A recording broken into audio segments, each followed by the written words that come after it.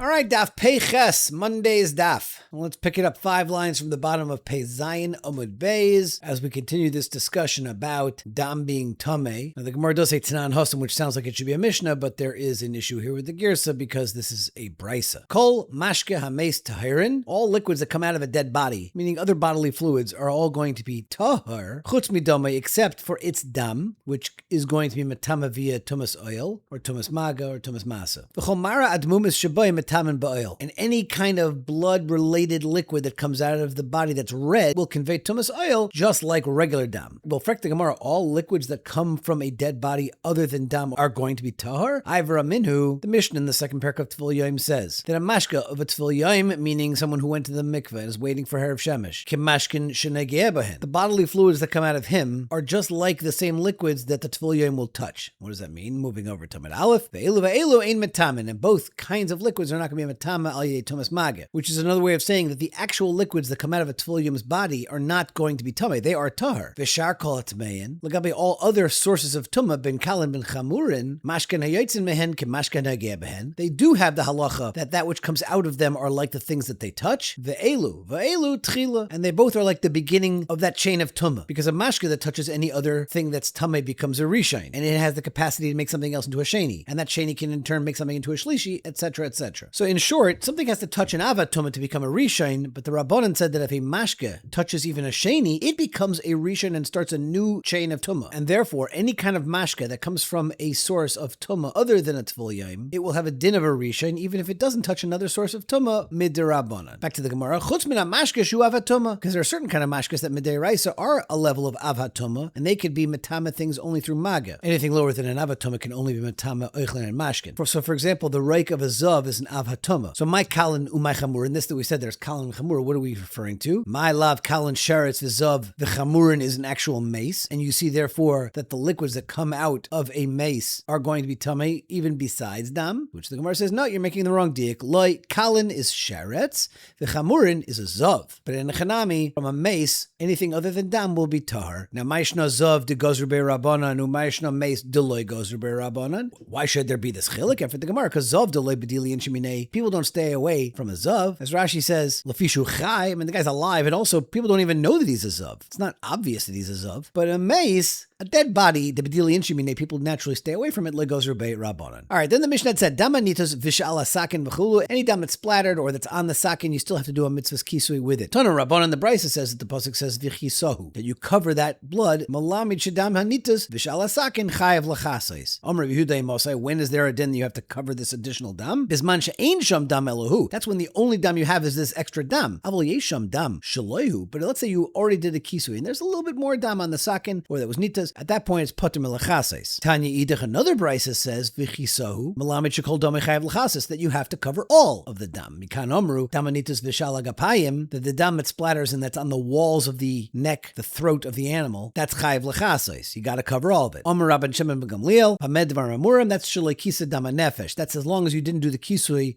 on the ikar dam, the dam nefesh, the lifeblood of the animal. Aval kisa dam nefesh. Once you've done that, pater melachasais, you don't have a chayav kisui on this other dam. So if you're keeping score, we got now 3 different shitas. The first Brisa, Rabbi Yehuda holds that only you have to be machasa some of the dam. Then we have the Tanakama, the following Brisa, that says you have to be machasa all of the dam. And now you have Rav Shimon ben Gamliel that's machalik what kind of dam, dam nefesh or not dam nefesh. So b'may kol meflagi, Rabbanan savri damai kol damai, that the Rabbanan, meaning the Tanakama of the latter Brisa, holds that you have to be machasa all of the dam. But Rabbi Yehuda savri damai afilu mixas damai, just some of it. And lastly, Rabbi Shimon ben Gamliel savar damai hamayuchad the dam, which is a reference to the dam ha-nefesh. Now Zok the Mishnah. Let's get into the details of how you do the kisui. Bameh mechasen uvameh ein mechasen. With what kind of substance can you actually do kisui adam? Mechasen bezevel adak u'b'chol adak. You can cover it with ground up fine zevel or fine chol sand. Besid uv'charosis, or with lime, or ground up klecheres. Bilevena, with ground up bricks. Uv'megufa shekosshon, or the cover of some kind of a cask that was also smushed up. Aval ein mechasen lebezevel agas le'b'chol agas. You can't cover it with anything that's coarse zevel or coarse chol. or if it's not ground up well, the brick covers or the covers of the casks. And you can't just put a keli on top of it and call it a day. Anything that you can use it to grow something out of it, if it's like dirt and has that kind of property, then you can use it to cover the dam. But if nothing can grow out of it, then you can't use it for kisei adam either. Zok the Gemara, hechi dami chayil hadak. What do you mean this ground up fine sand? Omer Rabba bar bar Chana, Omer Rabbi Yochanan, kol she'ena yotzer tzarich l'kosshoy. Any sand that the potter doesn't need to crush it up anymore before he produces his kalim is considered chayil hadak. Some use the same kind of explanation for the seifa of the Mishnah that says, so hechi dami chayil hagas. What does it mean when it's coarse? Omer Rabba bar bar Chana, Omer Rabbi Yochanan, kol she'yotzer tzarich l'kosshoy. If he still needs to crush it up, then it's going to be called gas. My binayu, ikir binayu de tzarich v'lei tzarich. Needs a little crushing, not so much crushing. De mifrach ifaruche, which is a way of saying that you can crunch it up without needing a tool. According to the first taich, that if it doesn't need any crushing, it's considered dak. But according to the pshat we use for the seifa, if it needs any kind of crushing at all, it's going to be considered gas. Tana Rabbanan, we learned in the Brisa of Ikiso, cover the dam. So yochel yechasenu ba'avana ma'yechapalav zakliya. I might think I could put a big rock on it or a keli on top of it. Talmud lemer be'ofar. Mainly a offer. Maybe you have to use dafkar dirt. Minayin l'rabbis zevel adak v'chel adak. These other substances. Ushechikas avana v'shchikas charosis v'neuras pishtan daka. All these other kinds of things that are ground up fine, turning over tamid beis, the nesaros shel charosh and daka, and the carpenter's sawdust, the sid v'charosis, and the ground up lime and pottery, and leveina megufa shekoshan, and the ground up bricks, talmud lemer v'chiso. You can cover it with all these other substances. Now yachol shani mar be'af zevel agas v'chel agas, even if it's coarse and big pieces, ushechikas klimatachais, or ground up metal, uleveina megufa shel koshan, or v'kemach v'subenu mursan, flour and bran, talmud lemer be'ofar. You got to use the earth. Uma royes l'rabas aselu l'haitzias elu. What's the difference in these different kinds of substances? So achar shariba kosev umiyat, since the Torah has used a lashon of ribui and a lashon of miyut, marba nias elu shehein min afar umaitzia nias elu shehein min afar. And the idea of min afar, Rashi says it's miyuchid shemegadol tzmachin. Things have to be able to grow out of it. Ema v'chiso klal and afar is prat. Why don't we gufa make the chiso a ribui, a klal, and afar is specific of a prat, and ein b'chlal a lamashe b'prat, and afar in midiachrin aloi, which Omer of Mari, Mishum Dehave Klal Tzarach LaPrat. This is one of these unique examples of a klal that needs the prat to clarify what it means. Because if the Torah only wrote V'chisohu, I would have no idea what it's talking about. And therefore, V'chol HaKlal Tzarach LaPrat Ein Dana Noisai B'chlal LaPrat. Darish Rav Nachman bar Rav Chizda Ein Machasin Ela B'Dover Shazarin Bayom Atzmiach. As we mentioned, the only thing that you can do kisui with is something that could cause something else to grow from it. Amarava, hi burcha. It ain't true. The word burcha, Rashi says, is lashon of bur. It has no basis. Amalei of Nachman bar Yitzchak l'Rava, my burcha say, what's so bad about it? Ano amrisa ni'alei. I one time said this psak umehomas nisa amrisa ni'alei, and it was based on the following brisa that I said, that hoy mahalach b'midbar ve'ein loy ofar. A guy is walking in the desert and there's no ofar there to cover the dam. Now you're thinking to yourself, you're in the midbar. You're surrounded by ofar. Well, that's good for the point, because things can't grow from there, but let's wait until the Gemara says it. Sheichik dinar v'zahav machasa. What do? I have no offer, so I can grind up a dinar and I can cover the dam with the dinar dust.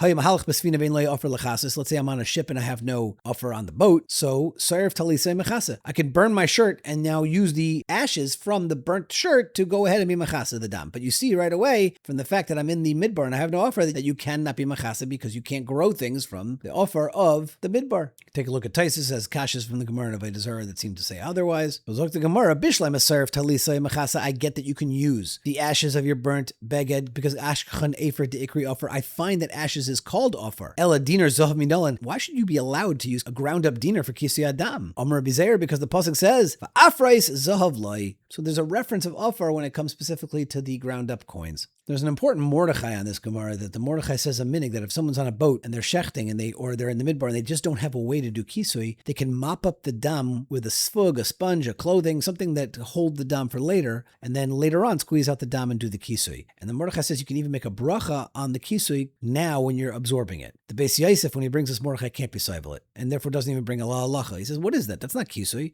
And to make a bracha on it? Well, what is that? But the Darkei Moshe, he comes to defend the Mordechai and saying, no, it's like the haschal Kabbalah of the mitzvah of kisui, and he makes an amazing sushel. He says it's no different than bedikas chametz. That's the process of the biur, and that's the beginning of that mitzvah. So in the same way, mopping up the dam and then doing the kisui later is also shaykh to making the bracha on the kisui hadam. Tana Rabban the Brisa says ein machasen ela ba'ofer. That's divrei Beis Shammai. You have to use specifically offer. Beis Hillel no. Motzinu efer shekari offer shenemar v'lochu l'tamei me'efer sereifas v'gaimer.